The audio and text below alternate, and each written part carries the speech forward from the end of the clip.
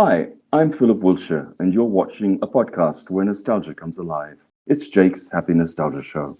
Roll it. Welcome to Jake's Happy Nostalgia Show, where nostalgia comes alive. Join Jake and his friends on a journey through pop culture of the past, where they interview professionals in the worlds of acting, directing, writing, puppeteering, and so much more. Who will they be chatting with today? Find out in this Jake's Happy Nostalgia Show episode. Hello, everyone. Welcome to this episode of Jake's Happy Nostalgia Show, the podcast where nostalgia comes alive. Happy here with us. Thank you for joining. As always, I'm your host, Jake Duffenbaugh. With me today, as always, our co-host, Chris Bixby. How's it going? I like that little thing you did there. Yes, I'm doing good. Hello, everyone. How are you, Jake?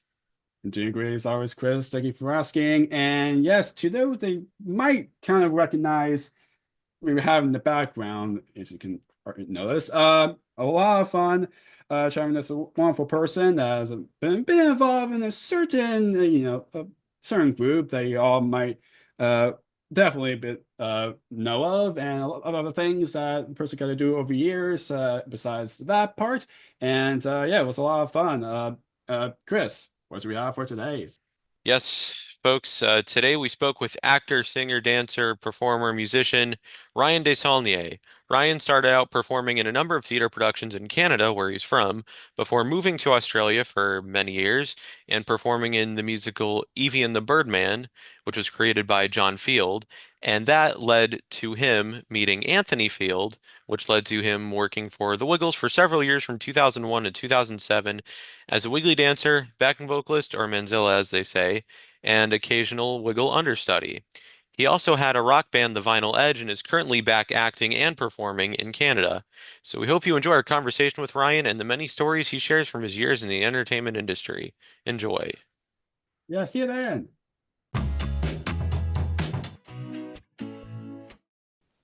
Hello, everyone. Welcome to Jake's Happy Nostalgia Show, the podcast where nostalgia comes alive. Yes, today we're pleased to have with us Ryan Desaulnier. Ryan, happy to have you here. How are you? I'm well, thanks. An excellent pronunciation of the name, by the way. Doesn't always Thanks. happen. Right, yeah. But yeah, Yes. So- delighted to have you here. Great to be here. yes. Same, Yes. same thing, too. Yes, Wonderful to so hear. so to kick this off, could you tell our audience a little bit about yourself and what you do?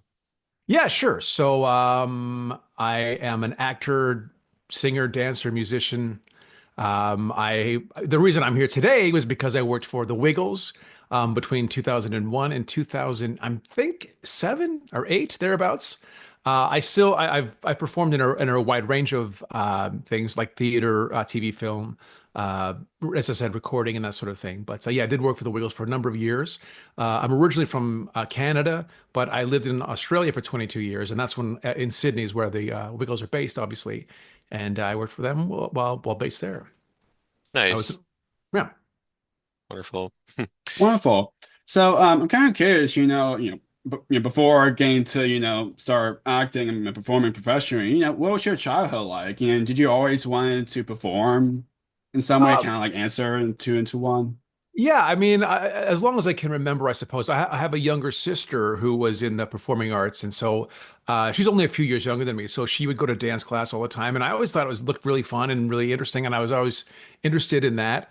The big thing for me that really kicked my interest off was in 1983 when Michael Jackson's Thriller came out, and the Thriller videos came out, and it blew my mind. I Yeah. was just like, what is this? Like, this is something you can do with your Oh, life, I can and imagine. yeah, I just loved it. So that was really the impetus, and I really wanted to start that. And interesting, a lot of guys like my age, my vintage, similarly influenced by Michael Jackson. Like the dancing in those videos were just amazing, and so that really got me into it. And then I was in junior high school. I was in grade 8.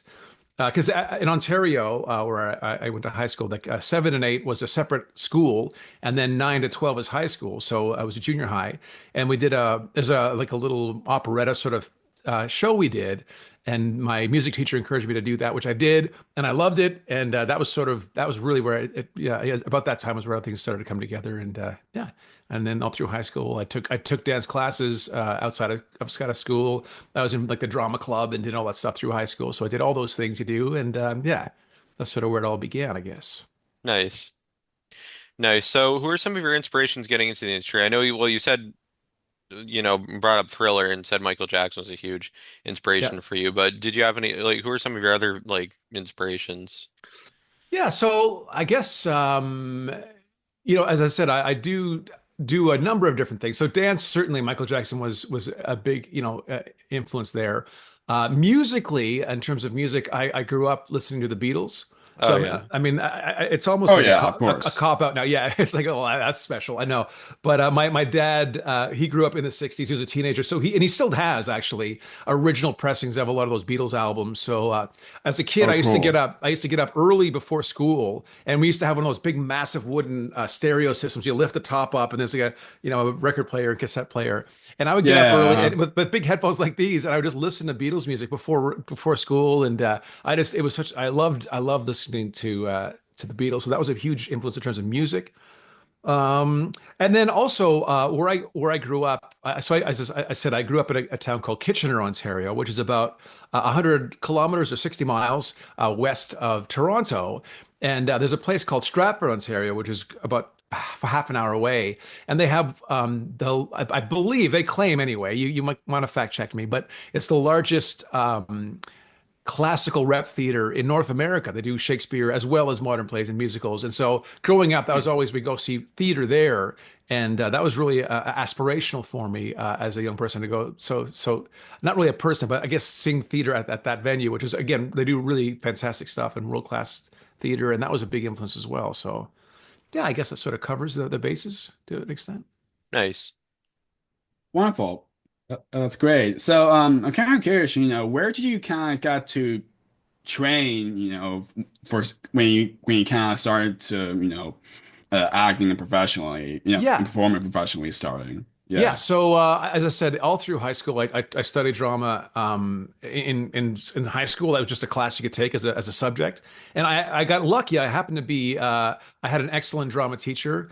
Catherine Carlson was her name, or Catherine Schultz was her maiden name, and a number of people that went through her class ended up becoming professional actors in various capacities. A friend of mine, Jake is his name, Jake Simons. He did a bunch of theater in Toronto and in Toronto area. A lady named Jill Hennessy was a few years older than me, but she went through with the same drama class, and she was on the original Law and Order. She was like one of the first assistant DA, so she did have some success there. So just that was Okay. one big thing. Was just to happen to look into an excellent drama teacher at high school. In university, I went to it was called at the time Ryerson, but it's now called the Toronto or Metro Toronto University, and they had an excellent theater program there. So I did do that as a post-secondary thing, and that really was that was a big leap in terms of my skill set because it was an excellent program. I was actually in the dance program. They have an acting and a dance and a tech program, and I did the dance program, which was run by a lady named Nadia Potts, who was one of the prima ballerinas of the National Ballet of Canada. So it was ballet classes every day for at least an hour and a half, sometimes 3 hours a day. And then we do acting classes and singing classes, and it really became a big place to study and learn how to get the skills to do it at a professional level. Nice, nice. So now what were some of your first acting and performing jobs like actually getting into it professionally? Professional, my first ever acting job was a commercial I did in I was 17 years old. It was my first commercial I ever auditioned for, and it was for Nissan Sentra, the car. And the gist of it was I had to. It was like the commercial was a series of little vignettes where a car would pull up to a house, the people would come out of the car, there'd be some little family issue of some kind, and then go in the house or they leave. And it was all like fast motion, so the car would come in and out. And I was not in this family, but I was like the boyfriend, and I was like this sort of punk rock boyfriend. So I went to go and the audition. I still remember it because, and again, mentioned those drama classes I took in high school. A lot of it was improvisation, and I'd never been on I never auditioned. I had no idea what to expect, and I went into the audition. And fortunately for me, I started off camera, so they had the family on camera doing this like as a mom and a daughter, as my girlfriend, and they just sort of were improvising a sort of scene, and they had some chairs set up to be like a car. And then they called me in as the punk rock boyfriend. So I got to see what they did. And so as soon as I saw what they were doing, I snapped in. Okay, I know how to do this. I understand what this is. This is improvisation. I can do this. So I came in, I had like a leather jacket, and my hair was all messy or whatever. And they sat down. I had this little kid, like this 3-year-old kid, was also in the commercial, auditioning for the commercial as well. And the mom put the kid on my lap. And I remember I did something and I pushed the kid away from me, and I just sort of face, and the panel all laughed. And that was the moment. That's what got me the gig, was that one moment there.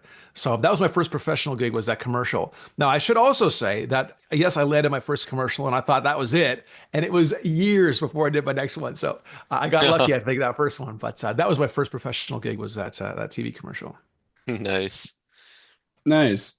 Uh, that's wonderful. So, I know you kind of in a way touch base a tiny bit, but of course, what's it like, getting into acting, in theater? What was all that like? And do you have any any favorite theater productions that you got to be involved Yeah, in? yeah, I do. So I mentioned the Stratford Festival in Canada, and I actually did work there. So the year after, so I graduated university in 1994, and I actually moved to London, England for a little while and did some training there. Just took classes. London, if you're not aware, is a lot like New York. It's a huge theater scene. There are lots and lots of shows. It's theater after theater after theater, and they also really cater for people that don't have a lot of money, especially at the time. You could get standing room tickets for like £10 or whatever. So I just worked in a Oh restaurant. wow. And I'd saw every play or musical, and I'd go in to get the standing room seats to see a bunch of shows, and then just did a bunch of classes. But then I auditioned for the Stratford Festival. They needed what they called a swing. Swing basically covers all the ensemble parts in a show. And they had actually contacted, actually, to come back to the Michael Jackson thing, one of my teachers at Ryerson was one of the dancers in the Michael Jackson video. He was in Thriller, which I thought was kind of like, yeah, it was Wow. pretty cool. Yeah, Wow, Stelio. well, full circle then. Yeah, it Wow. really is. Yeah, Stelio Calagius is his name. We're still Facebook friends. He lives out in Vancouver now. And they reached out to him, and they said, look, we're looking for a young performer that can cover these roles. And so I ended up getting that job. So that was 1995, and that was really again, growing up and going to visit the Stratford Festival and seeing shows there, to actually work there, it really was a dream come true, So that was great. And I met so many lifelong friends there that I'm still friends with. In fact, my wife was one of those people. So, I mean, it was hugely influential. If I didn't get that job, then I wouldn't have my 3 kids, and my life would have been very different. So, yeah, that was a really big landmark role for me to work there and spend a season there. And then I ended up spending 3 seasons, doing 8 productions over 3 years. So, yeah, Wow. it was great. It was a great experience, and yeah, I look back fondly on that. Nice. That's wonderful. That's great.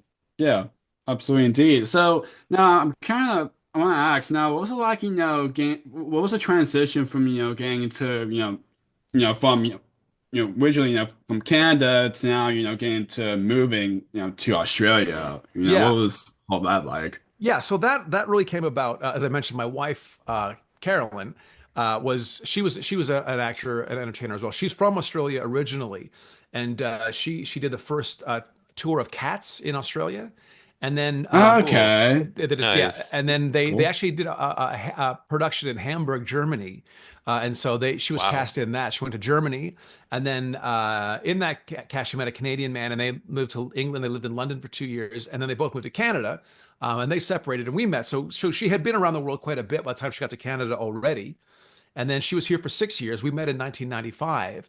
But when she was in the UK, that's when they announced the 2000 Olympics was going to be in Sydney. And when she saw I think it was 1984 Olympics in Los Angeles, she saw that on television as a kid, and she said that was a dream of hers, was to be in a closing or opening ceremony of that. So when she heard that the Olympics was going to be in Sydney, she said she made a vow to herself that wherever I am in the world, I want to be in Sydney for 2000. So we got married in 1999 in Ontario, and then we moved to Sydney in May of 2000.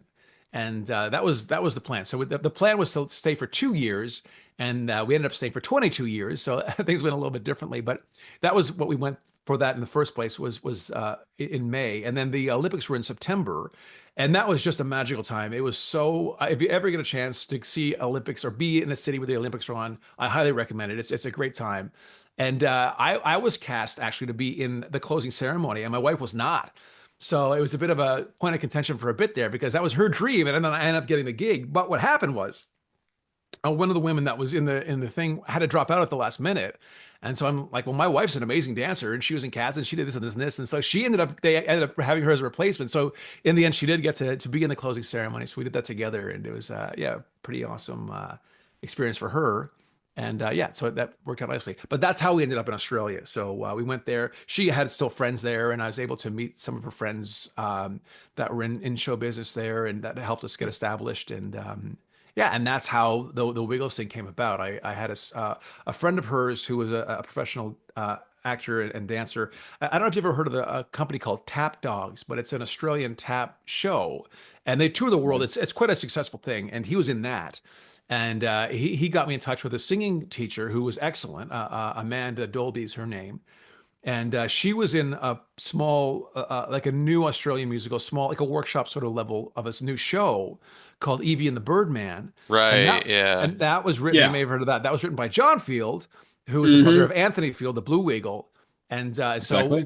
so she after I have a few lessons with her, she said, "Look, they need another male vocalist for the show. You should go audition for it." So I went and auditioned for John, and then obviously I got that job.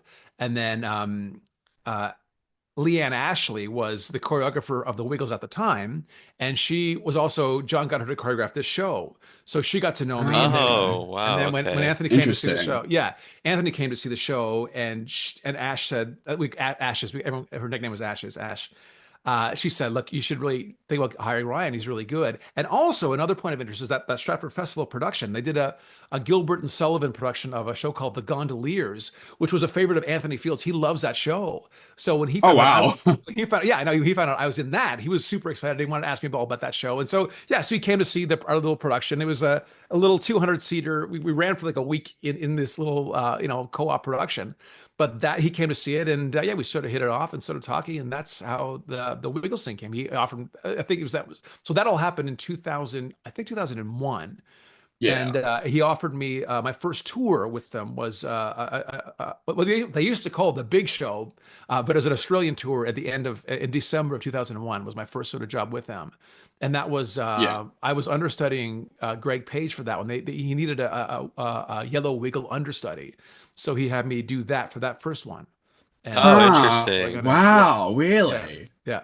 Oh, Oh, that's cool. Actually, Huh. funny story on that because I didn't have kids at the time, and the Wiggles they were huge in Australia at that time. But this was really Right, before of they course. broke huge in North America. That sort of happened very soon after that. But at that time, they're still relatively new, so I didn't really know them that well. And so Anthony, he gave me a list of songs to learn for this show, and then and then there's one, and then he said, "Oh, and Hot Potato."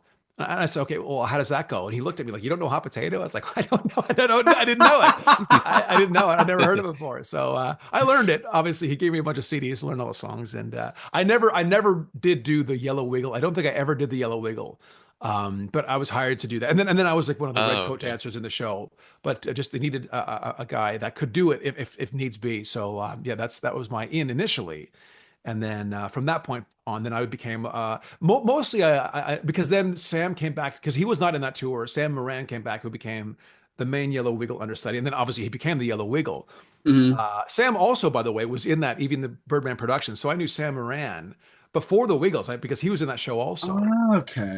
Yeah. So anyway, Right. so after he came back in the mix, then I was understudying more the Red Wiggle and Captain Feathersword and the Blue Wiggle. I did the Blue Wiggle in. I went out for Anthony. I think a couple times. We did it in Hong Kong. He couldn't come to. We did a show in Hong Kong once, and he couldn't go, so I stepped in for him for there. And then I stepped in for Okay. Murray, the Red Wiggle, a number of times. Actually, I mostly did Yeah. that as an understudy. Was that? And actually, I got to do that. So I was living in Australia, in Sydney, but I got to go to my hometown in Toronto. Basically, we did a big show there in what's now called the Rogers Centre, where the Toronto Blue Jays play. And so that was pretty awesome to get to, move all the way to Australia and then come back and play the Rogers Centre with this group was pretty fun. I still have pictures. I have a younger sister, and she has three boys. The youngest one wasn't born yet, but the two were like, one was like 3 and one was 2 years old, and they were huge Wiggles fans. So they got to come, and there's like 10,000 people in the stadium, And I was on for Mari for the Red Wiggle, and so they're looking up, and there comes her uncle out in the big red car with the Wiggles. Hi, everybody! So they're just like their little minds were blown, Oh my and goodness. yeah, it was That's pretty awesome. It was wonderful. pretty Oh, that's fun. Yeah, lovely. yeah. So my whole family got to come, and a bunch of like friends I knew from high school that I hadn't seen in years, whatever, reached out and let me know that they saw that show. So yeah, it was pretty fun. But that's how it all came about. That's how I got to Australia, and that's how I became involved with the Wiggles as well. That's sort of the journey there. That's awesome, and that's actually a perfect segue. So, you talked about how you got the job working for them, but what was that first experience like, getting to do that first tour with them, in Yeah, 2001, yeah. I mean, it which I was. looked up. I think it was the Wiggly Party tour. I Yeah, will yeah, it trust you on that. was. That sounds right. I don't honestly. I don't. I'm sure there's lots of details. I don't remember exactly, but that sounds right. Yeah. So that was amazing. I mean, it was just so much fun. The guys are all super nice. I mean, basically, yeah. I mean, what you see is what you get. You see them on stage. They're all super nice. And I got to learn. I learned all the songs and the choreography. And again, I already knew Leanne Ashley, so I was already friends with her.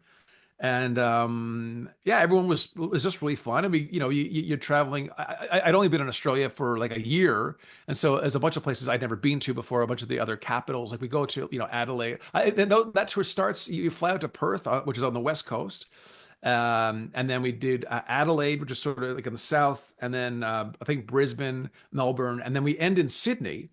And that was that was my first experience, with them, and those were bigger shows.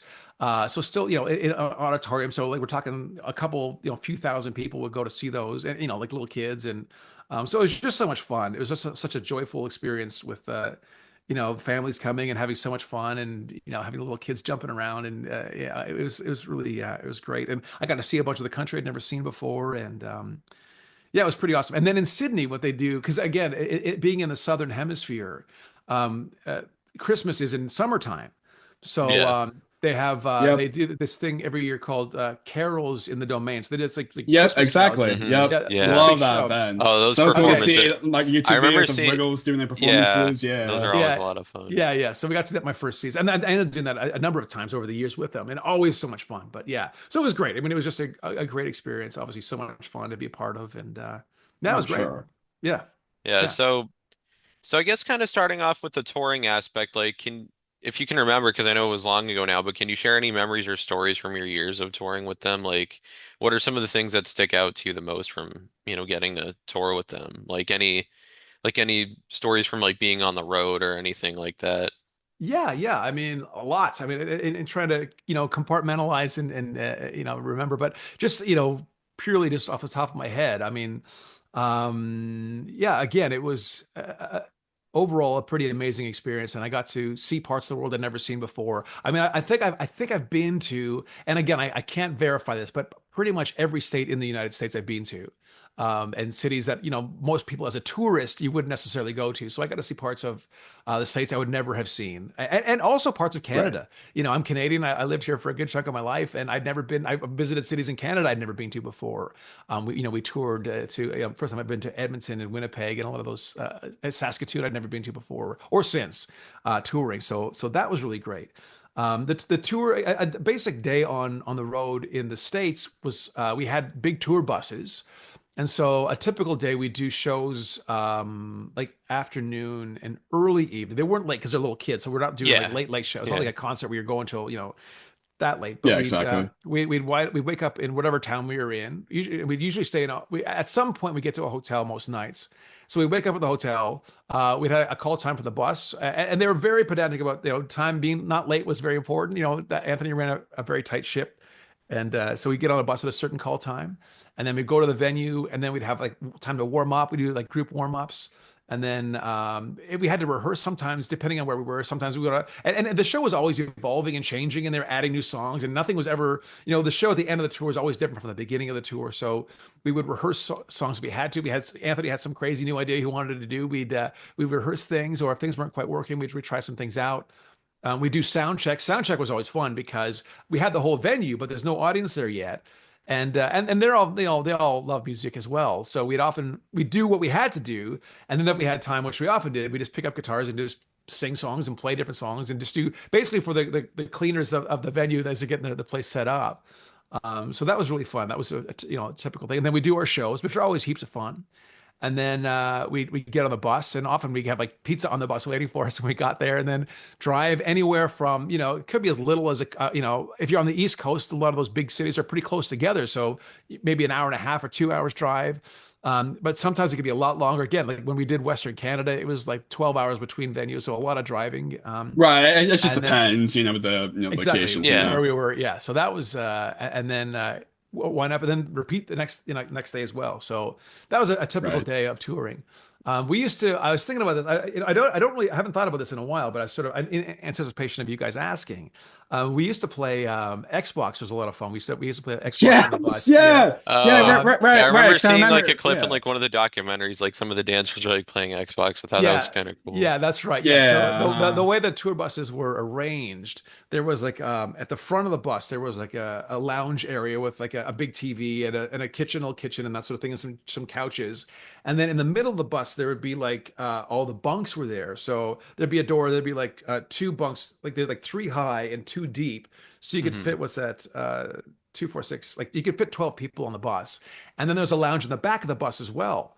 Now, this was in the days before online gaming or anything like that. You had to physically connect with the cable. So we used to have a box at the front lounge and one in the back, and then we play in teams head to head against each other. So that would be what we do to Yeah. entertain ourselves a lot of times to do that. So that was a lot of fun. Sometimes in hotels, I remember we definitely in Australia we did this once where we had hotel rooms that were directly above. Like we had guys directly above, we were directly above each other. So we put the line out like down like through the window and in the other window. So we could the Xboxes up and Oh, play wow. head to head like up above each other. So that was a big part of it. Yeah, we called it like, and there'd be two buses that would go. And so one was like the X bus and one was the not X bus. Like the people that didn't play Xbox would be on the other bus. And then we had the Xbox that people would play. So yeah, That's so funny. that'd be like Jeff Fatt used to play, Anthony Field would play, Paul Paddock would play, I would, Ben Murray, Sam Moran. That was sort of the guys that would play. And then there'd be other people on the bus as well too, but that was a lot of fun.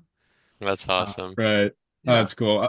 Since we're now talking about like the touring side of things, I mean, of course, I want to talk about, I mean, I guess some of the tours, especially, there are tours that Chris, they actually got to see Ryan on the shows, Yeah, which yeah, I'll get when you to were in the that part. Wiggles, I did get to see two of the shows. Okay, great. Sailing around Wh- the World Tour and Racing to the Rainbow Tour. Oh yeah, yeah. Oh, Yeah. nice. And where are you?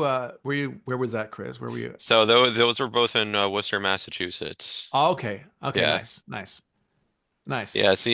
Seeing those live were a lot of fun, especially back then, considering like how highly produced they were. Oh Yeah, yeah. yeah. You know, Oh, with yeah. Yeah. with the inflatable props and everything and all the Oh wiggles and yeah. just how many Oh. dancers and performers for the friends there were Ah, and like yeah. yeah. Yeah, Yeah. yeah, yeah, yeah. It Absolutely. was. Yeah. Yeah, the balloons. It was like it was awesome, especially that Yeah, play for guitar and Murray. Were like, it's the Murray balloon. You should fall down and have to get back up while they play the yeah, guitar and Murray song and yeah, all that yeah, yeah, stuff. yeah. And that again, that began as an accident. That whole bit, that began as because the thing literally didn't blow up one day, and so where Anthony was just trying to put it up, and so he just made a bit about it, and then that stuck in the show. They deliberately deflate that one. It was a thing that we were sort of playing with it. It sort of became it was an accidental discovery one day, and that just became a bit. That's Um, funny. but yeah, that was fun. I think now, and I could be wrong, but I remember the Jeff. I think the first time it happened was the Jeff balloon didn't blow up, and then so Anthony made a big bit about it. But then later it was Murray. By the end of the song, it'd go up, and everyone would cheer when it finally blew up and everything. And Right, yeah. yeah, but Yeah, that all the was dancers has to dress as Jeff. yeah, that's Sometimes right. Yeah, for where's Jeff or something. yeah, something like I can't remember. Yes, but yes, that yeah, yeah. I think it was Where's Jeff? Yeah, that sounds right. Yeah. That's great. Yeah, Well, that's great. I'm glad you. or wake up Jeff or something like that. Maybe, yeah, yeah. Well, that's great. Yeah, I'm glad you enjoyed that, Chris. It was heaps of fun. Like, some folks were asking me recently about my favorite song on the tour, and I always love doing the monkey dance. Oh Because yeah, the jump, yeah, such a classic. it's a great song. And then when you jump to the front and back, we're gonna jump to the front and back. Just looking out and seeing thousands of little kids like jumping and just like, Yeah. like Oh little, my Yeah. it goodness. was just it was so fun to see that. And yeah, that Absolutely. was always a good time. Yeah, it was good fun. Yeah, I know Oh, that was cool. like Greg. I know that's one of like Greg's like favorite songs he got to do on Oh, is that stage because right? Yeah. because all the energy, Yeah. I mean, Yeah. not just It's that, but Yeah. do all the actions. yeah. Yeah. I don't know why, but do I remember that? Did you like? Was there a time you got to be one of the animals? Yeah, I was thinking Couple about that times? too. Yeah, yeah, Jake. I think I was the elephant. I think I was the Okay. elephant. Yeah, Yeah, yeah, yeah. yeah. Okay. I was trying to remember, yeah, that because yeah, definitely, and I think, and Sam was often an elephant too because we're both fairly tall, so I think that was the casting decision that came in there. But Yeah, yeah, we and were the Gotcha. then elephants. Yeah, yeah. yeah, So we used to, yeah, and then Ben usually do the tiger, I I think think. so. Yeah, he could go Yeah. wild. Yeah, Yeah. he just it was his Ben's shtick. Yeah, funny. yeah, yeah. So he used to come. I And think I think The so. whole Ben fish. Yeah, yeah, yeah, yeah. It was swim like a So, fish. Yeah. oh yeah, yeah, that bit. Yeah. So yeah, I think I was an elephant in the shows that I That's wasn't cool. the red wiggle. Elephant was my my Right. Very animal. Yeah. cool. Yeah. That's Yeah. cool. Yeah. Yeah. I mean, the whole like the Wiggy Party show, which seeing like seeing pictures from the Wikipedia page, those are like so cool to see. Like we're kind of like a tour from like for the Hoopty Dudes Wiggy Party tour and how they kind of like did it. And Anthony, he was great at, which is what made it Yeah. fun. Like he was really in the moment, and he'd often just call an audible on the day, and we're gonna do this song Oh now, and yeah, no, we get I've seen, backstage changing, yeah, I've seen and interviews before. He was always great at coming up with things just like on the spot, and yeah, yeah, everyone kind of came through for Yeah. it with yeah. it pretty quickly. Well, absolutely. I mean, it really was, the old improvisation is always yes and, like here, can you do this? Oh yeah, we can do that. And here's some crazy Yeah, things. So I mean, over the years, yeah, I did yeah, all kinds of crazy stuff would come up, and it would change too. It wouldn't be like, you might do it for, on a 4 week tour, you might do it for a week, and then he has some new idea, and then that we're not doing that bit, we're doing this bit, and so it was constantly evolving. But it made it fun for us because it wasn't like this tired old show. It was always fresh. But I think it made it fun for the audience too because that was that element of spontaneity, and there's always that we're always alive and in the moment and not knowing what's going to happen next because Yeah. yeah, things that actually I had one funny story when I was on for Mari that I remember was because I had to do the when we do can you point your fingers and do the twist? hmm Yeah. Yeah. Yeah. You're Another classic. playing the guitar and playing the guitar, and it's a simple choreography, but to actually play and sing and also do the twist at the same time is actually harder than you might think. And so the first few shows, I did not do it right. I was playing, I was trying to focus on playing right and singing right, and then the legs were kind of doing whatever they're doing. And then after that song, the next song, I had the introduction. So, the introductions were more, again, they weren't like scripted in a sense that they were written down anywhere, but we kind of knew roughly what we were going to say. And I think it might have been, oh, I can't remember. It might have, I can't remember what song it was, but I did the next introduction afterwards. Anyway, this is probably like the third or fourth show I did, so it was starting to settle a little bit. I kind of knew what was going on. I was less panicky than I was, the first couple. And I actually got the choreography. I did the thing and I did the twist and I played the song and I was so excited in my head. I was like, yeah, I did it. And then I went forward Yeah. and I couldn't remember my lines. For the life of me, I couldn't remember what I was supposed to say next. And so I just Oh went into something no. like, well, everybody, I have an idea. Anthony, what was my idea again? I turned back to Anthony. He's like, "Oh, well, Ryan, I think you were going to ask everybody if they did it." I think, "Oh, yeah, yeah, yeah, yeah. That was my idea. Yes, yes, yes." And then I went back into it. But I mean, and the thing is, the audience, they know from the beginning that I'm an understudy. We introduced at the very beginning because for the kids, they need, as long as the kids, you explain to them that, Murray couldn't be here today. He had to go home because someone in his family was sick, but our friend Ryan's here and he's going to be the Red Yeah. Wiggle today. As long as you explain, everyone's fine with Exactly. that. The kids will accept that and away we go. But the audience was sort of on my side. They knew I was sort of filling in. So it actually it's quite a funny moment. And I did see once someone snapped a picture of that moment. And I saw it once online. I wish I still had that picture because it was a really funny moment. But Anthony came in and he saved me. But yeah, I had to sort of improvise my way out of that one to get back on track. But yeah, I was so happy I got the twist right. That's picking myself up. That was cool. Yeah, I did. Yeah, I did see that picture of like of you and and Greg and some other dancers like did like the on Silent Night for that Wiggy Party show Yeah. or Oh something like yeah, yeah, that. yeah, yeah. I remember now. Yes, yes, it's coming back to Yeah, me. Yeah, we did. where I saw it, kind of how it is. I think it's kind of like kind of like a cappella or something like Yeah, Yeah, that. we did some it harmonies and had stuff. you, it had Chris Luter. Oh yeah, Andrew Chris. McCourt and some of Wow. the Yeah, other yeah, dancers. yeah. Chris Yeah. was in that first season. That's right. Yeah, yeah, yeah, yeah. Yeah, I remember that, and I remember too, Greg being really nervous about it because it's so exposed. You know, like the other songs, there's like music and it's faster Yeah, and because there's has a usually sing. Right. music to Yeah, like Right. back yeah, up, yeah, but this yeah. is like a But Yeah, cappella. but it's here, yeah, kind of like a calmer, but it's yeah, with but no you're very instruments. exposed. Exactly. You're A out whole there. nother Yeah, level. yeah, yeah. And I remember him. You know, he would. You know, he's like he would do it, of course, and he had a lovely voice, and he was fine. But inside, he was like, man, I always was like, oh, here we go. And I think we did it at Carol's by the Domain one year, and he's like, oh, he was so nervous to do it. But yeah. Oh wow. But yeah, that's it's coming back to me now. Yes, that's right. We did do that. That's right. That- Yeah, yeah, yeah. That's wonderful. Yeah, that's great. And another tour that I want to mention before going moving forward. I mean, of course, the Lights Camera Action Tour. Where Oh yeah. With the Wiggly Orchestra, Yes, that was they had so like all the fun. musicians there. Yeah, That is yeah. so cool. And Dom That Lindsay and yeah, yeah, Dom. Oh Yeah. yeah. So Craig and yeah, Sam. yeah, yeah. That was great. And I think that was one we did. That was only in Australia because obviously it's very expensive to bring all those guys Oh along. yeah. But it was so fun, and you know, and again, like Anthony does, he really went to town, like playing with the band and all those things you can do with a live band you can't do with the recordings or whatever. Like we would play a lot.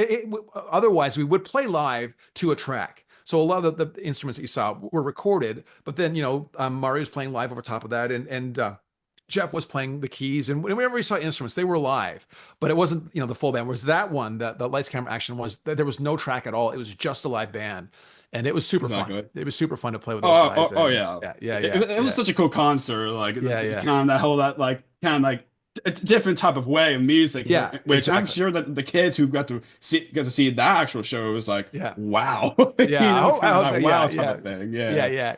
I mean, kids just sort of roll along with it, but yeah, it was. Yeah, Yeah, hopefully they would have. course. Yeah, yeah, enjoyed that. Yeah. Yeah, absolutely. So, since I know you kind of talked about it a little bit, with the got to work with the other Wiggly dancers, but can you kind of like share fondest memories getting to work with other dancers? Yeah, sure. Well, Sam. So yeah, Sam, I knew really well. In fact, I mean, I haven't seen him. I'm back in Canada now, so it's been. I haven't seen him in a while, but yeah, we were friends before we did that. We did Evie and the Birdman together, which was actually a lovely show. John Field is such an amazing songwriter, Oh yeah. and he Oh was yeah, sort of we also got to wrote a lot of classic songs for the Wiggles too, like Hot Potato and Yeah, and yeah, of course yeah. being in the Cockroaches before, exactly Yeah, the kind of having yeah. that music experience. Yeah, yeah, he Yeah. was. We used to call him the hit maker because he was just so talented. But yeah, he John was like sort of my first friend really in Australia. You go to a new country and it takes a while to really make your own friends. And my wife had some friends, and that's why I was friends with her friends. But John was my friend, and still he was the whole time I lived in Australia. We were really, really good friends and hung out and worked together and did a bunch of things. And yeah, and then so Sam was in that, so we were good friends. And he came around when my first child was born, Dan. That was 2002, and I remember Sam came around, and he had this calming effect on Daniel. He held him, and because he was pretty unsettled as a baby, and Sam just held him, and he just would be silent. And my wife and I are both going a bit crazy. I was like, "Oh, thanks, Sam." Looking after him. So oh. yeah, yeah. He had yeah, yeah. So we were good mates the whole time. And yeah, I remember when he got the gig as the Yellow Wiggle, I was on tour with him. I think we were in Perth actually. And that was obviously a huge deal for Sam, when Oh he got yeah. that gig. And I remember just we all went out Of after course. the pub. And I remember yeah, we stayed up probably longer than we should have, and we had to get a flight back to Adelaide from Perth that night. So yeah, probably would have been could have stayed at the pub a little bit less than we did. But yeah, he's a good friend and a good guy, and he came to my birthday party. I think my 40th, we had a big birthday party in Sydney, and he came to that. Yeah, so yeah, he's a good guy. What else? Obviously playing Xbox all the time. Well, what we used to do? We used to, when we were off tour, we used to go into now this is the previous Wiggles. This is before they have their amazing studios and stuff now. But when I first started working Yeah. with them, they had a different place. Their office was there, And we used to, like, once a week we would go on like a Thursday night. And again, this is before it was online gaming. So we used to go to the office. We all had our small little TVs, our cathode ray tube TVs, and our Xboxes, and we had a little hub, and we'd all come and play Xbox together till all hours of the night in the studio after hours. That was a social thing we used to do once a week to do that. So that was really fun. And then we used, like, I really took advantage of anytime we were in a place that I'd never been to before, and we had a day off, because on work days, we were full all day. We had no time, but we'd often have days off. And so we do, take advantage of seeing, local sites. Like, actually, I was talking to my wife about this last night, because her friends just went to Nashville for the first time. But one tour, we started in Nashville. And so we flew, this flight from Australia to the States or Canada is like 24 hours. It's a long, long time. And usually you get there and you collapse in a heap, and then you sort of get together the next day, and that's when we start rehearsals or whatever. But this one, we started in Nashville, and we got there. I'd never been in Nashville before. I think no one else, maybe they may have been, but not a lot. And I don't know if you guys have ever been, but I'm not a huge country music fan, but they have all kinds of music, and it's like bar after bar after bar after bar. And we stayed up all night after flying for 24 hours. We stayed up all night, and just like every musician was amazing. And then if you go back later, you can do the same bars again. Like a couple hours later, it's a different band. So it was just such a great night. So, a lot of nights like that. Like we went to Graceland when we were in Memphis, and cool. we were in Birmingham, Alabama. We went to Space Camp. There's a Space Camp. So, we got a lot of really fun touristy things. Oh, here's a story. Here's a fun story. We got to go to, we finished a tour in Orlando. It was the tour ended in Orlando. And this is when, back in those days, the Wiggles were on Playhouse Disney. Yes. The cable yes, channel. Yeah. That was really what made them huge in the States. Oh, yeah. Because huge. that was that's one of those things that how me and Chris got to grow up watching Wiggles, and not like just the VHS and DVDs, but that's how kind of the other way we got to absolutely, because that was exposed with the group, Exactly. It was kind of a huge star in the US, and exactly that was a new channel, new cable channel, and Disney needed to fill the content. You have to have something on it. If it's a 24-hour kids TV show, a network, you got to fill it. And so the Wiggles just happened to already have a significant back catalog from the ABC, the Australian Broadcast they already Corporation. Had a lot of things. Exactly. So that Disney they sort of worked out a deal to do that. So at the end of this tour, we ended in Orlando. And now I love Disneyland. I love Disneyland. I always have. And so we got in again late one night, and and we were going to perform some shows in the park. I think it's called Disney Studios. It used to be called Disney MGM Studios. I think that the park's called something different now. But anyway, we were going to perform there. So we arrived like the evening, late in the evening. So the next day we had a day off before the shows. And so they had arranged for us at noon, come down to the lobby of the hotel, and we have some tour guides that are going to take you around and do like a VIP tour of the park. So I'm totally excited. I couldn't wait. So at noon we get down. Oh yeah. So the Wiggles, I think most of them were there for the beginning. But they had done this a couple times before. So it was less of a novelty for them, but the cast, super exciting for us and for me.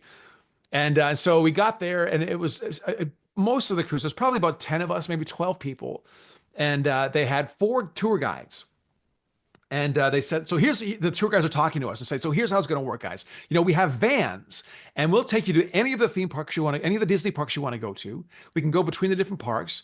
You won't have to wait in line for any ride. Any ride you want to go on, there's a back entrance. You guys are getting the VIP treatment today. So, you can go on the back entrance. And if you want to go on a second time, you can stay on it. So they said, that's cool. So they sort of wrapping up the day for us. We're all standing in the lobby, and they said, so here's what we think we should do. First, we're going to go to the Magic Kingdom. We're going to go on Space Mountain. We're going to go on, this ride and this ride. Then we're going to go over to this. Here we're going to go on this roller coaster. This is a brand new roller coaster. I think Expedition Everest had just opened. We're going to go on that. We're going to go to the Rock and Roller Coaster on this. We're going to do this. So sort of like laying out all these things we're going to do. That's so cool. And they turn to us and they say, does that sound good, guys? And I went, yeah! Thinking that everyone was going to cheer. I thought everyone was going to cheer, and like nobody did. And everyone sort of looked over at me and like, oh, I thought everyone was going to cheer. And they said, well, I'm glad someone's excited. But I mean, it was such a great day.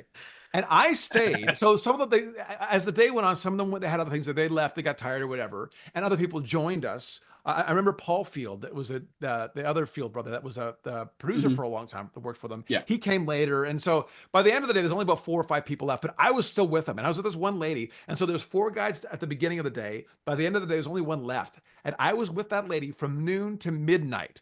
I milked that experience all I could until finally at midnight. It's like, well, I have to go now. It's like, okay, guess we're done.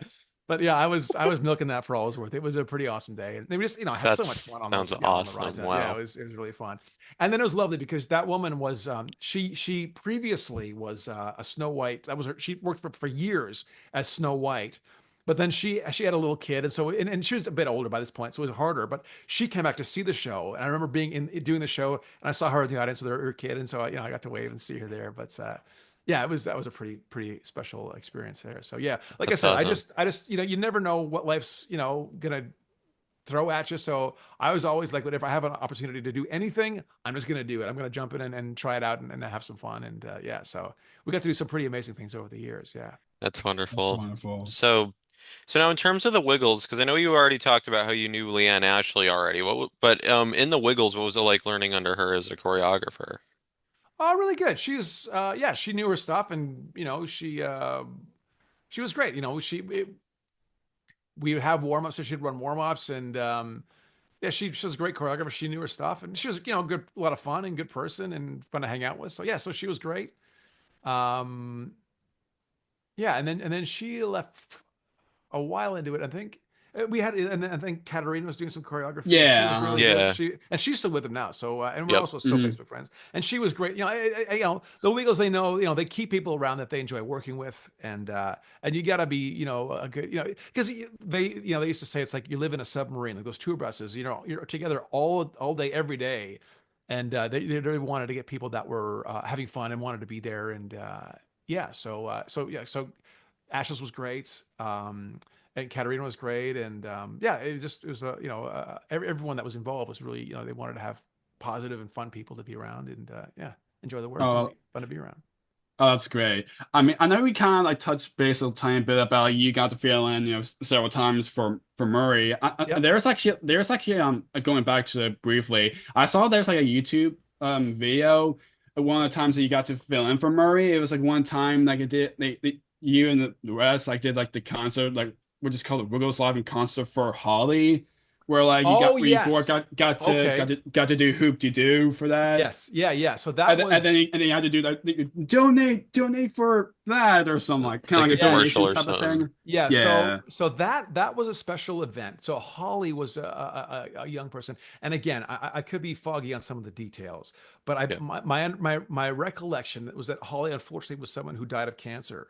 It was a child who died of cancer, and so this Okay. was a cancer benefit performance that Gotcha. the Wiggles sort of did for free, just to help out to raise money for cancer, basically.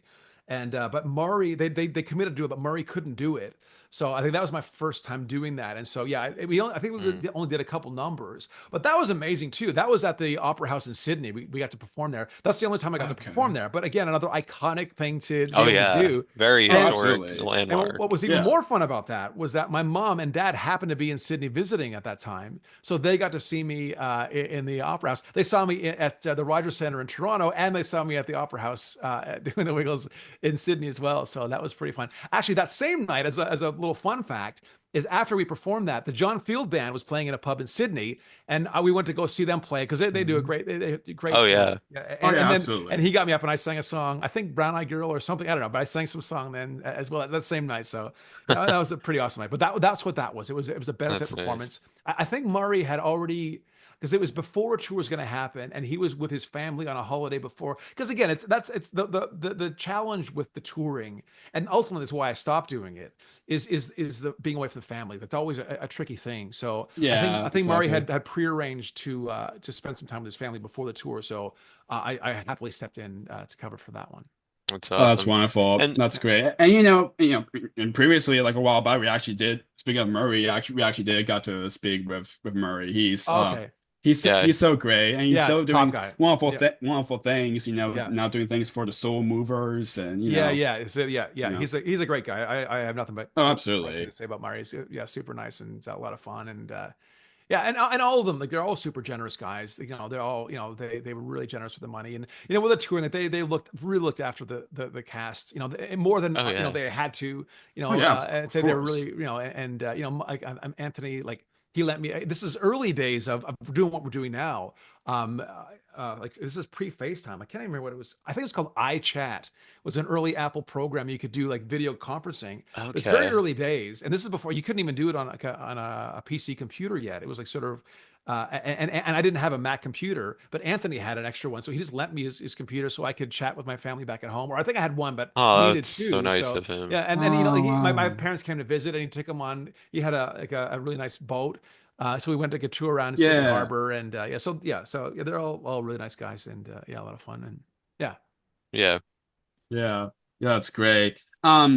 I know, like, already talked about, about about you feeling for Murray. I just kind of like just thought because I remember while I was going to school through kind of like preparation for this chat. I remember there's one time. At the same time, if you don't remember, that's completely fine because I think that's probably most likely just a one-time thing. But there's a time that like one of those times where Sam kind of filled in for Greg because Greg wasn't there on yeah, that show, on that certain yeah, show. yeah, He was kind of filling in for that. And yeah, Sam was usually the one who portrayed as Professor Singala Sangha, and someone yes, has to do yes, that character for that show, and you yeah. got to Yes. help with Yeah. that. That's right. So that's right. And that's sort of typical in theater. You have sort of it's like a domino effect. If the understudy goes on for the other understudy, then his understudy goes on. And so it's sort of a domino thing. So yeah, I Yeah. did Yeah, that. I did do that. And I don't know. yeah, dude, that Sydney Bar Carol or something like that, Or Twinkle Twinkle or one of those. Because or something like Probably that. something, yeah, something like that. But I remember for the character, I don't know if you guys, because again, they gave me, in fact, so when I did the first tour, they gave me a bunch of merchandise, like DVDs, just to learn the songs and things. And then I had little kids at the time, and so they would watch them. So I really became, over the years, really familiar with their stuff. And some of the early videos, there was an opera singer, an Australian opera singer, Aboriginal man named Kamal, who was in some of the Yes. videos, and he had a Uh-huh. very Right, distinctive voice. And so when I did the sing a lot of song a character, I sort of I emulated that voice and I try to do that sound. And then it was funny because afterwards someone said, "Oh, he sounds like Kamal." Like, "Oh, that's what I was going for. But Anthony said he's kind and that's all. He just the kid he wanted a character to be kind and gentle with the kids, and that's sort of was my in was sort of doing a Kamal because he has a very gentle baritone sort of voice. So that was my thing. But I did do that a number of times. Yeah. Yeah. yeah, it's cool. Yeah, there are times that like Kamal got to kind of like guest appear on some like Yeah, they Wiggles did have him stuff, around which a is couple. cool. He was in a couple of the Yeah, early videos. He was in some of those, but I think they Yeah. got him around later to come back and do some yeah, things. And Wiggly yeah, World, he's just one and of those Australian Yeah. entertainers that just he's always working and he's doing stuff. But yeah, Oh yeah. he came back a couple yeah, of times over course. the years. Yeah. So this is kind of interesting. I want to ask because since talking about you filling in for Murray, because I know they would do this obviously with Sam, reword some of the songs with Sam. Did they ever do like player guitar with Ryan? Like, did they ever reword it for you, or did they just not do that song? I don't think they did. I don't think they did because I think in the case of Sam, he became the permanent Yellow Wiggle. And Yeah. so he was Sam and that was the Yellow Wiggle. So that they really but in my case, I never was. I was only ever an understudy. I only ever went on. It was always going to be a short-term thing. So we would just say, "Okay, everyone, now we're going to sing "Play Your Guitar" with Mari," and Ryan's going to sing whatever. So they never Oh, okay. re-recorded anything Okay, with so they won't be Ryan. kind of get Right. confused, so Okay, then that makes Yeah, yeah, sense. yeah. So yeah, so I think the different again, once Sam took over as the Yellow Wiggle, which he did for his stint that he did that, then yeah, they would do, whenever references to Greg would be references to Sam. And again, because there's always a turnover of, with a toddler audience, it's a very short window of time. So very quickly, whoever is the Wiggle now is the one that they is recognized. So, because they're only around for a couple years. So very quickly, Sam was the Yellow Wiggle. Oh And then yeah. again, then that changed again. hmm And then they have the whole new crew, now. So, because, Yeah. children will stick with it for that couple of years and then they sort of grow out of it. They're onto other things. But, Yeah, so when Sam became the Yellow Wiggle, then they re-recorded things with his, as appropriate Yeah, because he was yeah, like, we're supposed to what Greg was going to do, but because he had to leave, to yeah, to get himself back on track, yeah, Sam kind of like have to, yeah, I yeah, mean, of Yeah, course Sam, no. of course Sam did a great job, yeah, Oh taking yeah. over to help yeah, for Greg, And I'll yeah, tell you, I remember like when it was first announced that Greg was having all those health issues. I mean, obviously, when it came time for Sam to take over, he was obviously happy to do it, but I remember seeing interviews and things like that about just how hard it was for them to just kind of not have Greg with them for oh, for like sure, yeah. a Well, I number mean, of they years. started, they've been doing it probably by that point for at least 10 years. I'm not sure. You probably have a better idea, but it's been a long time. And Greg was a kid, like he was like 19 when they started. yeah. So they, Yep. they'd worked together for so many years. I remember them all. Like they were all, and of course they were all in tears. Like it was a hard thing for the other three guys who had worked with them, and they're so close. And Oh you yeah. do stuff like that. It really Of is a course. real bonding experience. You become really close than you would at Exactly. an office job or whatever. You're spending so much time together, and also when you're on stage, there's a real vulnerability. You're looking out for each other. There's a risk whenever you're on stage, and so being in shows together really creates this a camaraderie because everyone's risking humiliation, I guess. So they're really close. So it absolutely was a very and for us too. I'd worked with Greg for years already, but by myself, so it was hard for all of us to Oh have yeah. to change. But I'm Yeah. I sure. mean, that's life happens, and Yeah. the life of the Wiggles had to go on. So that Yeah, and just then they could have very well decided, Greg's gone, maybe we just shouldn't continue this. But no, they decided, Sam has filled in for Greg before. It would yeah. only be right to have him. Yeah, I think so. I'm sure they had those conversations as well, Oh yeah. which I wouldn't have been privy to, of course. But yeah, of course they would have had those conversations. But I'm sure Greg would not have wanted that either. Greg would wanted them to continue on beyond Oh him. yeah, of So course. yeah, so Yeah. it was the absolutely right call, but still really hard. Yeah, Really tough I to can do. Yeah. imagine. So yeah, yeah. Yeah. Exactly. So now after talking about, touring with the Wiggles, of course you got to appear in a number of their videos too. If you can remember, like what was that like? And do you have any favorites at all that you were in? Um, yeah, so that was again a different experience again. I mean, that was always nice because I could go home every night. I go home and see my family. So it was always a lot of fun. Um, and yeah, so basically the ways that so we usually like rehearse in advance, and sort of work out what we're going to do, the choreography, and then we go in on the day and shoot it, and just shoot it multiple times, from different angles, and just they're long days. So the shoot days are long days. It's a lot of work, and you're doing the Yeah. numbers over and over and over and over. And unlike the live performances, we have thousands of screaming people. It's just a silent studio. So it's fun, but it's a different sort of dynamic. Um, yeah, so yeah, that's kind of the vibe of those is, but it'd still be fun, and working the camera and doing things, and discovering on the day. I tell you, the one that was a lot of fun to shoot, we did the one year. It was when we did all the pirate characters. We all had different pirate friend Yeah, characters. Yeah. yeah. That was a lot of Yeah, I know what fun. you're talking That about. shoot was Yeah, actually a lot of yeah, fun. for the Wiggle Show 4 and 5, Yeah, I'm trying something to remember. Yeah, what like it was is that. yeah, and there was For the like Pirate Crew segments. yeah, all Yeah, that those stuff. were That a was lot really of fun. Like, fun. Yeah, yeah. because we shot all those on location in Sydney. I think it was called Cabarita Beach. So this beach right in Sydney, and Hmm. just like it's beautiful Yeah. weather, and we're out, and that was a lot of fun. That was a really fun one to shoot. My son Daniel, I mentioned my first son is in that one. I think there's having fun at the beach. There's this little scene. My wife and he were both there, and Oh, as often the wow. case, they say, "Oh, we need kids," So he was there. Just my wife and he were. This is some sort of like B-roll of him like throwing like a stone into the beach or whatever, and he was just like maybe two, just a little peanut, but he got to be Oh, in one of them. So yeah, yeah. that's That's that's But that wonderful. was a lot of that's fun so to shoot. lovely. Yeah, I tell you what was a lot of fun was the studio recording, like because I was what they call the Manzillas, the backing Yes, vocals. yeah. Yes, That was heaps. yeah. That was heaps of fun, and we used to do that. That was Sam and myself and Brett. Uh, Yeah. Uh-huh. he was another one, and then there's another guy that was it didn't tour this, but it was a studio singer. So we used to get together and do the backing vocals, and that was heaps of fun. That was a lot of fun to get in there and work out harmonies, and recording is a lot of fun. There's a lot of fun stuff to do, and again, you never know. Funny, it came up maybe a couple of years ago.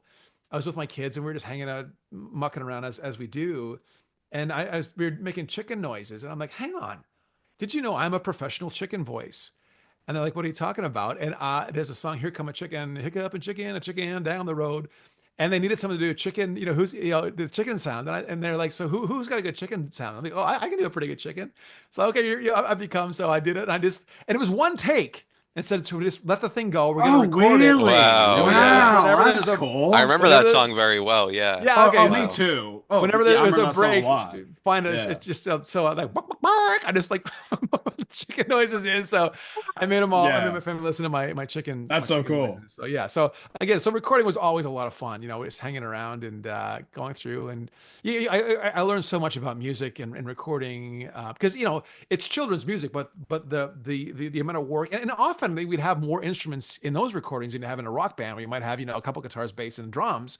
We would have horns and strings and all kinds of weird and Oh wonderful things. yeah, and the trumpet, Don Lindsay and Exactly. Whatever, it was, uh, there'd be Tony Henry and a lot of like a wonderful big musicians. sheet Terry of paper Murray. behind us. Yeah. So it was pretty awesome. And they're sort of Yeah. filling in the bits and coming up with the harmonies and playing with those. And that was always a lot of fun. And then what we used to do too, was just a lot of fun, was we used to go out. Michelina's was Anthony had a cafe in Sydney he used to run. And so we used to always go there for coffees. And so we have like at least a couple coffees when we come back after it all, like, let's go, do some more recording. And but that was heaps of fun too. Yeah. Um, Yeah. Those are a Yeah, lot of yeah, fun. yeah. Of course. I mean, so you already kind of we already talking about the Manzilla's part. Now, of course, I know you kind of talk and kind of answer in a way, but like, are there really any like? Of course, if you do remember, do you have any favorite songs that you got to do for the Manzilla's part? Except, of course, Here Comes the Chicken. well, that stands out now as my Yeah. finest acting moment of my career. Um, I mean, an individual song. I know there was to help you remember. One of my favorite albums that you did back vocals on, like most of the songs, was the Santa's Rockin' album. Yeah, that was pretty fun. Yeah. Yeah, yeah, I love that. Yeah, yeah. It's my memory just bits and pieces. San Francisco Trolley Car. I remember that for some reason. I remember that one. Yeah, Yeah, yeah. yeah. That's for sailing around the Yeah, world, yeah. and That's Sailing Around the World. some That's right. songs. Yeah, Most of them Hmm. yeah, songs as well yeah, for Ways to Turn Rainbow and Getting yeah, Strong. The first album that Sam was actually yeah, yeah, yeah, yeah, we're going. yeah. Yeah, Yeah. So yeah, I don't know. I tell you what I do remember too was the Spanish Wiggles. Yes. We did the Latin those. American Wiggles. That's right. Yeah, Yeah, yeah. yeah, which is uh, those Wiggles, Yeah. Is which that there was yeah? actually yeah, which is those episodes actually not too long ago that was actually on the Wiggles YouTube channel now, which Okay. is Yeah, Yeah. right. pretty Yeah, yeah. cool. So that we basically, they recorded, I think again, fact check me on this, please. But I think it was like the No first problem. four Wiggles albums they re-recorded in Spanish. Pretty much. So Yeah. we had Right, to do yeah. Mm-hmm. we had to do all that and learn it, and none of us are Spanish speakers. So we did a bunch of them, and then they had some like people to come in to sort of help. And I'm not sure what the word was, but like people that would sort of listen to the Spanish and give us sort of feedback. And they basically said, like, you guys sound like gringos. So you have to, so they sort of helped us with their Spanish accents to Right. be, Yeah. because we Okay. had to, Yeah. you need, because the backing vocals, the harmonies, it is a bit tricky, and it's not Yeah. something that it takes a bit of skill to do. Yeah. So Like figuring out like the right notes and things like that. Yeah. exactly, yeah. So Yeah. and sometimes you get some curly harmonies that hard to find the notes. So anyway, so we had to go back and re-record those. But um ensalada, a fruta fresca, Yeah. Yeah. so Yes. I remember some little Yeah. bits of like the Dorothy. This is she's my favorite dinosaur. I remember it was Es Yeah. mi dinosaurio favorito. Stuff like Yeah. that. I learned it all Yes. in Yeah. Spanish. So Dorothy, te invito a bailar así. Yeah. I come and Yeah. want you come and dance with me. So I had to work it out in Spanish, and then yeah. So anyway, so that was a lot of fun. That was a lot of fun to do all the Spanish backing vocals too. Yeah. Yeah, and seeing people like, Fernando who had been with the Wiggles a little bit Yes. before Yeah. and Yeah. Yeah. seeing him and Zoe and Caddy and Francisco and all Yeah, those Francis. guys do it. Yeah. Zoe is someone when I mentioned the space camp in Birmingham, Alabama, that I remember Zoe came to that, and there's this drop ride we go on, and we went on that together. It was terrifying.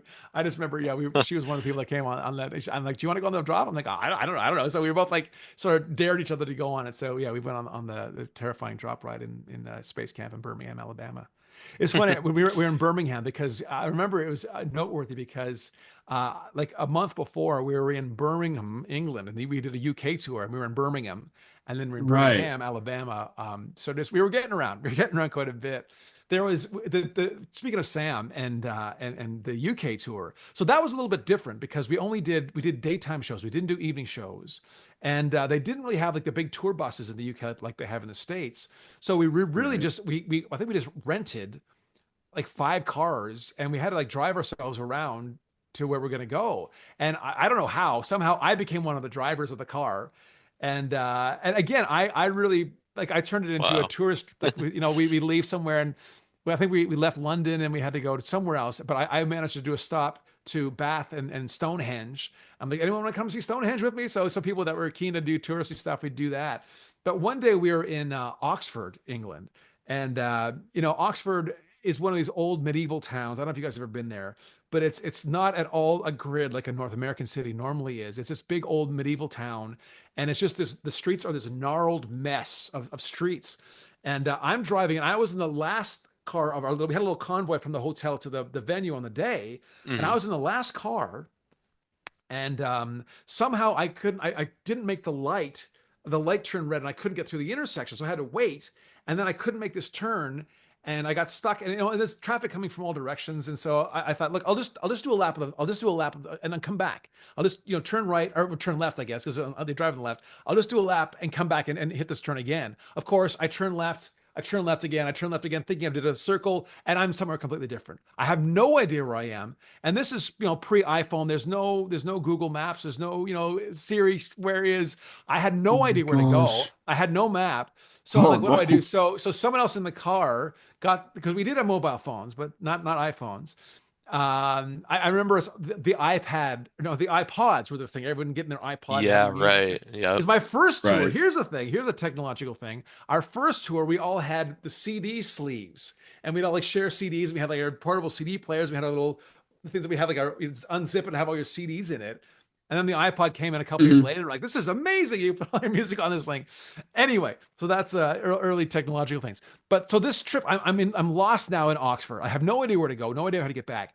So someone else, I can't remember who in the car, called Sam Moran on the mobile phone and said, "Look, we're lost. We don't know where we are."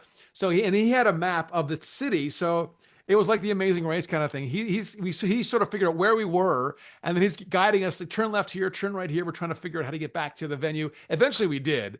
But yeah, it was a little harrowing experience getting lost in Oxford. So yeah, we worked it out, but it was not easy. Right. Yeah. Yeah. Going back to like briefly with the videos. I mean probably some of my favorite videos like involve like probably like where we talk about albums wise with the video wise, Top of the Tots, Oh yeah, the yeah, yeah, Racing to yeah, the Rainbow and yeah, like. yeah. The Racing to the Rainbow was I think I did an astronaut scene in that, which is kind of fun. So Right. Yeah. Yeah, yeah. yeah. Speaking of that, I know you got to voice the computer for space dancing as Yes, so well. that was the second thing I did. That was pretty soon after that first tour, and Oh Hmm. wow, yeah, okay. space dancing was the thing. So I did the computer. Yes, that's right. Yeah, I did the that was a lot of fun. In fact, my wife's in that also. She plays Pasqua the dog. They got my Okay, Yeah, wife right. Carolyn. I She's remember right. seeing that. Yeah. yeah, she did the voice of the dog. Pasqua was the name of one of Anthony's actual pet dogs, Right. and so he Hmm. named that character after. Yeah, but Carolyn played that role. Yeah. But That's yeah, I did do awesome. the computer voice. That was a bit of fun. Yeah.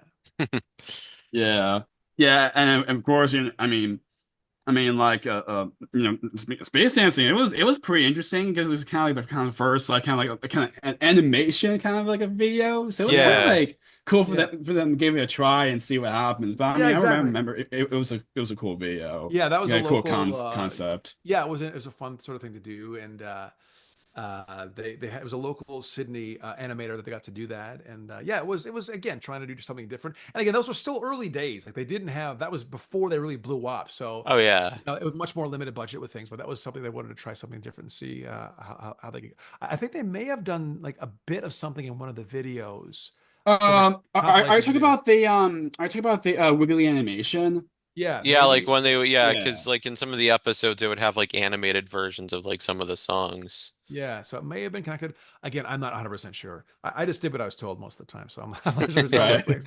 Yeah. That's Yeah. okay. Yeah, and Ross Wilson got to be involved in that for Eagle Log, which also was also Yeah. there for Sans Rockin' for the this little baby's birthday, Yeah, and which that live track too. is He beautiful did it on stage too. with them a couple times Right. too. Yeah, Yeah. that's So there's right. there's a funny story.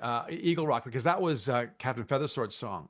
And Yes, Yes. I exactly. did understudy Captain Feathersword as well. Now, Paul Paddock never missed a show, but they did once. They wanted to put me in just to make sure I could do it, and just to make sure, you see, you want to, you want to have an understudy that's never done a show or whatever. So, Right. and we didn't really do like rehearsal runs. So they in Saskatoon one day they said, Paul, you can just take a seat," and I did Captain Feathersword.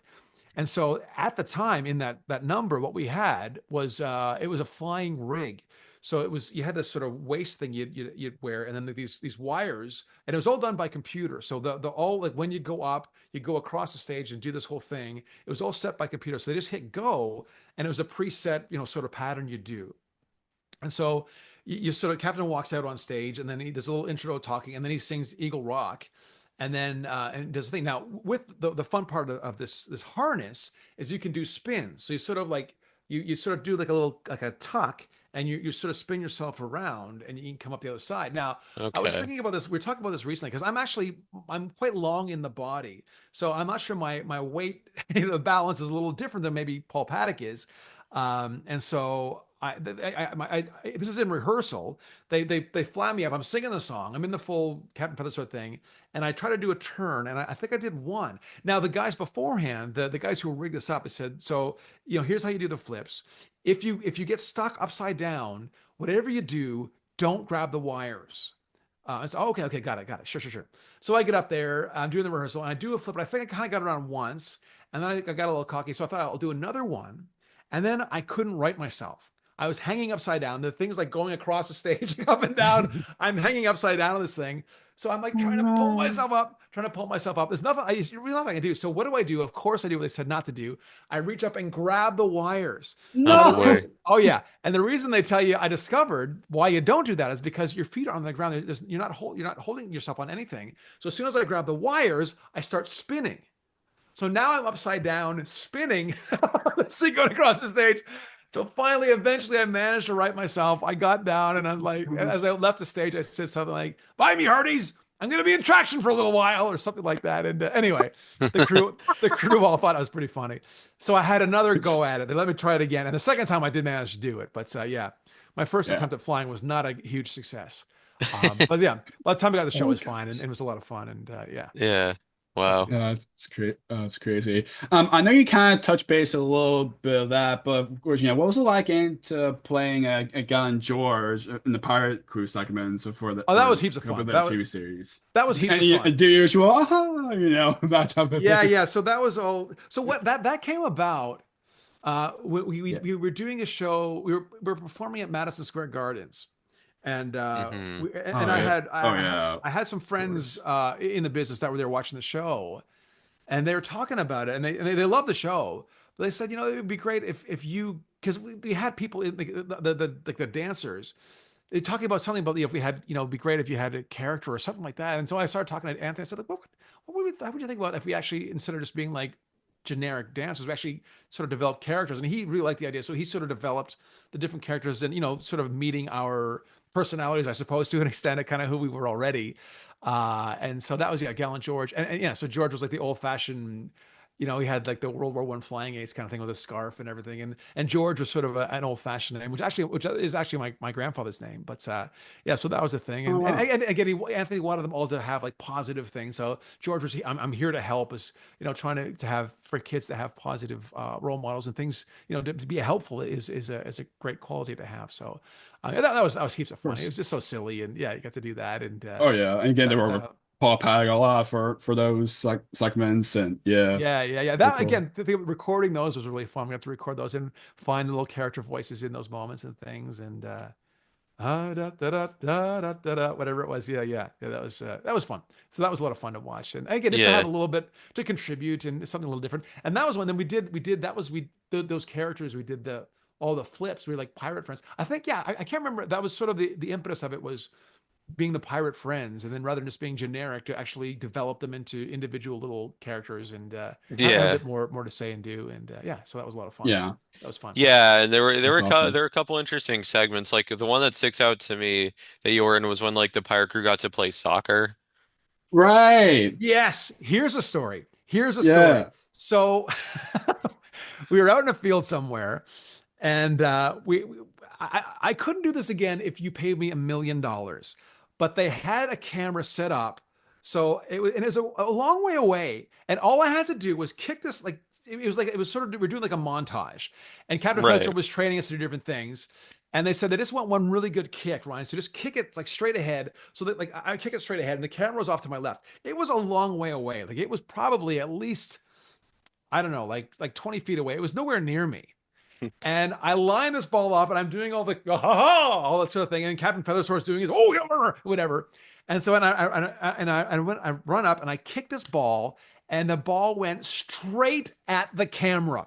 And it hit the camera, and you saw pieces flying off like the camera shade and everything. And I'm sure we Oh were man. both like in character, like, oh, then like this thing goes. And I remember as soon as it hits this thing, and I can't remember who it was when someone said, well, that was an expensive shot. I'm like, I'm so sorry.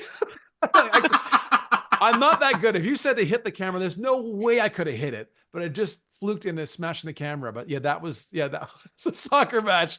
I don't think that shot made it in. They did not use that shot in anything. But that was not. They Probably didn't. probably bad idea that they didn't. Yeah, we didn't. There was no take two of that one. They didn't want to me wreck another camera. So Right. So Yeah.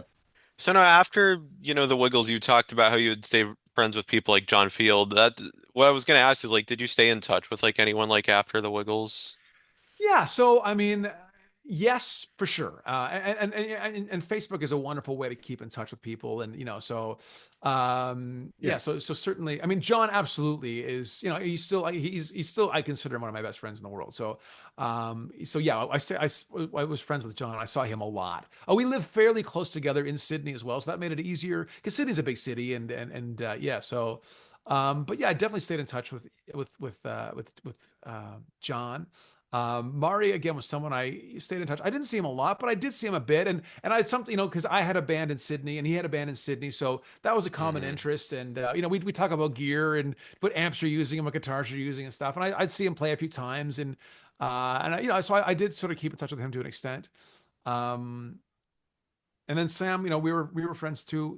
We stayed in touch for quite a while. But again, over time, if this was like 20 years ago, so people do sort of, spread apart. I still consider them all friends, but I say John is the main one that I've kept in touch with.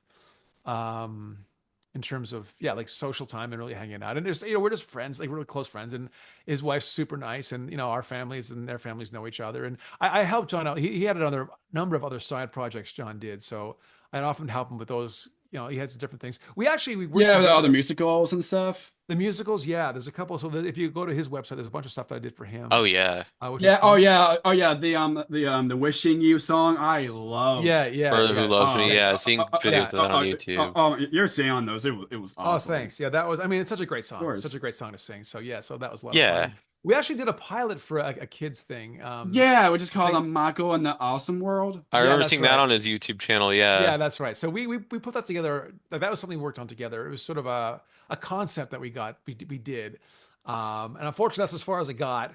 And then I sort of left the country, so that made it hard to pursue. But yeah. So I mean, John and I were, we're still, good mates, and we'd hang out quite a bit together and do stuff. And yeah.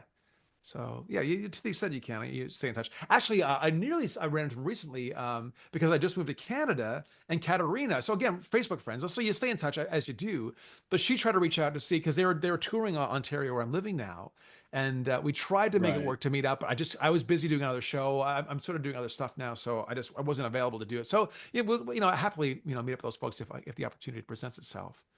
But Yeah. everyone's sort Okay. of busy doing their thing, and yeah, That's Right. kind cool. of We'll Yeah. see what happens next time. yeah, Absolutely. exactly, yeah.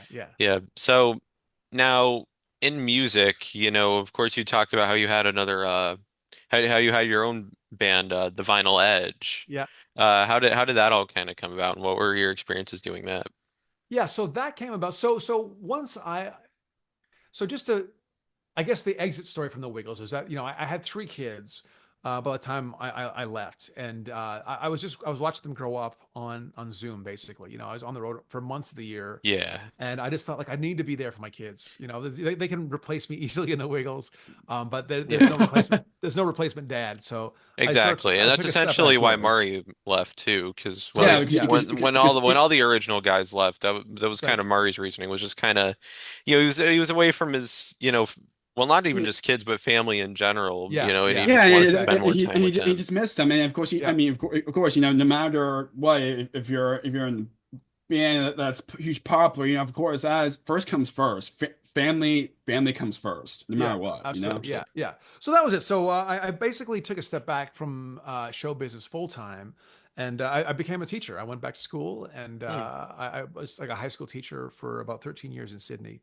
Oh, And nice, nice. during that okay, time, okay. teaching like drama and dance and music and all stuff that I could do, and I became one of my teacher friends. Her husband was a big music fan, and so we just sort of became friends, and then we just started playing, and we just made a band. We just formed a band, and we started off very small, just doing like open mic nights at local pubs, and then it sort of started to pick up from there, and we shuffled the group around a little bit, but we again, 'cause with John's help. John actually was he recorded. I wrote a bunch of songs, and we recorded them. John was actually the engineer. He recorded them all for us. So we got together and record a bunch of songs, and then we just play at local pubs, and it was just we play usually like a couple times a month, and it was just really fun, really. So we do like covers, and there's a few, we had a bit of a following and stuff, so that was what that was about, and that was really fun. And yeah, I just it was great fun. We had a for we said about the last few years we were playing. So Pete Tomset was the lead guitarist, and it was our sort of business. But for the last sort of 4 years or so, we had a really great group of guys. It was four guys, and just we had a great chemistry, and it was just a lot of fun. So yeah, we go play some rock and roll and do that. Nice. And so now I'm here in. So my kids have sort of grown up now. They're all in university. They don't live at home. So I'm sort of back now full time performance. I'm doing like theater and all kinds of different things, but I am doing music as well, and I'm actually recording some new songs and Oh, cool. doing that. So yeah, this Awesome. it's just what you just do it. It's one of those things. Even if it's for I don't know who's ever going to hear them, but you just it's just kind of what I do. I can't not do it, and so yeah, so that's still going on, and I perform again. There's like local areas I play. I also just play solo now. I have like a loop pedal, so because I do theater and acting. It's hard to commit. I sort of played with a band for a little bit when I got here, but my time is just too erratic, and a band is a real commitment. The guys have to be committed to it. So I do Yeah. mostly solo stuff now, Nice. it fits in on my time schedule. I do miss the band though. Having a bunch of friends to play with it's a really great thing to do. Of So I course. do Yeah. miss that Yeah, camaraderie and muck around with your friends and being idiots and stuff. But yeah. yeah, it's still yeah. So that was how that came about, and Nice. yeah, it was good fun. Nice. That's that's wonderful. So now I'm kind of curious. What's it like again to work as a instructor for Drayton Entertainment? And what was that like? For your aspect. Yeah, so that's Do yeah, so involved in that. Drayton Entertainment. It's a company. It's here in Ontario. I've been doing. So they do like they have live theater, like professional theater shows, and I've been doing a fair amount of work for them. But they also have the entertainment, like the school was is a part of that as well. So yeah, again, having taught for years in Sydney, high school students, it was a very easy transition. So just they I was doing musical theater, so teaching. They usually have a few songs to choose from. I pick a song and choreograph a dance to that, and then the kids would just learn it and then perform it for their parents at one of the Drayton Entertainment theaters, because they have quite a few venues around Southern Ontario where I live. So yeah, so that was again, it's a good fun, and have years of experience literally to fall back on. So yeah, so that was what that's, with acting is sort of feast and famine. You're in a show for and you're super busy, and then in between shows you're trying to fill a time with other things. So that's something I do sometimes. I still teach high school. I think I do like substitute teaching sometimes. So Cool. it's funny that Okay, comes out. Oh, nice. yeah, like, I was doing that today, in fact, at a local school, and they know me as the Wiggles guy. Oh, you're the Wiggles guy, and so it comes up that Oh, that's they great. they want to know about that. So it does come up. But yeah, so you Interesting. keep yourself busy and keep the money coming in. But I was gonna ask, Of course. do people like recognize you at all from like being in the Wiggles? not really, not really. No, no one's really sort of recognized me. I don't think, but it comes up. Like it comes out sometimes that I do it. Right, like in I conversation, yeah. exactly. I don't Yeah, begin just an occasional conversations. thing. Yeah, exactly. I don't begin conversations. Did you know I was in the Wiggles? But Like, yeah, it, right. it does come out, and Right. I did a production with Drayton Entertainment of Jersey Boys last year, and so I had a Okay. carpool buddy, and because I live in Stratford, Ontario now, which is about 45 minutes from where the theater we were performing at. So another friend that was in the show, we carpool, and it just came up. You're just chatting, and so the Wiggles came up, and we were talking about that a little bit, and he was, and it's funny because I've done a lot of different things over the years, but that one, everyone's like, what? A lot of people have that association with him and are pretty excited to hear about it. So in the middle of rehearsal one day, we were just backstage, doing whatever. And I mentioned Sydney, something in Sydney. And he said, well, Ryan's famous in Sydney. He was in the Wiggles, and the whole cast was like, what? And so, yeah. So it does come up from time to time. And, people, because That's funny. people that That's are in awesome. their 20s now were little kids and grew up with them and stuff, so it's a real formative part of their lives to know that I had that link with them. So yeah, so That's Yeah, of I don't course. get recognized as no one's I don't really remember everyone other than when I was actually touring with them, and you get like fans that would knew who all the dancers were and would come to the venues and see us, and in that situation I would be known. Yeah, they know me. But now, I mean, I no one ever comes up and recognizes me necessarily. It's more, yeah, it comes out through conversation and things. right. Gotcha. Absolutely. So, s- since we've talked about like a lot of your solo work and stuff, since we're getting close to a kind of wrapping things up here, Yeah. what can you share anything you're working on now, at least anything you're allowed to talk about? Yeah, so I am working on a new album, some original songs. Oh, cool. So that's something I'm working on now, um, and I'm going to be in another Drayton production of the Full Monty. It's a musical, so I'm going to be doing that. Nice, nice. So I'm looking forward to that. It's actually I'm doing that with a friend of mine that I worked with in that I mentioned that year 1995. My first season at Stratford. He was a friend of mine since then, and it's the first time we worked together in a show since I think 1998 was the last time we worked together. So he's Oh, a really good nice. friend of mine. So I'm looking forward to that. So that's in April, and that's going to be running through like May, June, and yeah, and then I'm freelance. So I did a show last year with the Canadian Opera Company. I did a show, a Gordon Lightfoot tribute show. So it's just keep working away and seeing what comes up next. But I have a little bit on the horizon to look forward to, and yeah. Nice. Nice, Nice. nice, nice. And of course, you're looking for what's more next down the road, and of course, to keep up great work of what you're doing now, especially if you be now being is one of the things you've been doing now is being a solo artist and Yeah, performing a lot in like yeah, various locations, which is Yeah. so cool. Very happy about that. You kind of Yes. have that aspect now. Yeah. yeah. There's I tell you, I don't know if you know the actor John Lithgow. Hmm. He was on Yeah. Third Rock from the Sun. I think it was. He's quite a well known actor. Yeah. And I saw an interview with him talking because being acting, I guess I said it's it's feast and famine, and so much of it is outside your control.